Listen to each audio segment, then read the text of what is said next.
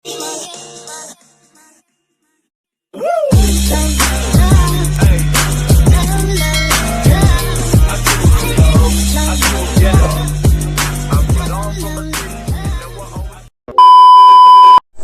hi mga kalalabs, for today's video, ang ituturo ko sa inyo, yung kaka-discover ko pa lang kung paano mag-live stream using two phones. Yes, two Android phones. Sa mga walang laptop na phone lang ang gamit gaya ko. Tara, turuan ko po kayo. So, ayan mga lalabs, mag-umpisa na po tayo. Ayan po yun po yung two phones na gagamitin ko. So, ito po yung ida-download natin kay Play Store. Una, itong si Camera 5, pang live natin. Then, si Power Mirror. Dapat parehas, yung dalawang phone, dapat parehas merong Power Mirror. Ayan.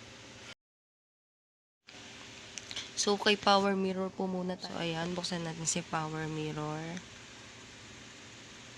Ayan. Ito. Ayan. Ito. Click natin yan. Tsaka ito. O, kasi siya yung gagamitin natin. Pang screen. So, ayan.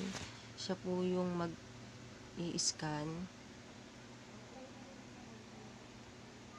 Ayan. Ayan. So, okay na po siya. Start lang po natin. So, kita nyo po, connected na silang dalawa. Ayan. Connected na po silang dalawa. Punta po tayo sa lalaroin natin. For example, si Mobile Legend.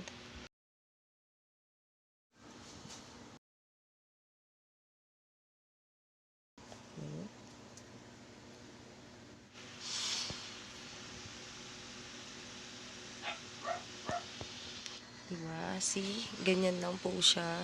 Ito naman tayo, pag gusto natin mag-live, pindutin natin, click natin tong si Camera 5, then pag gusto natin makita yung mukha natin, ayan, ayan, ayan na siya.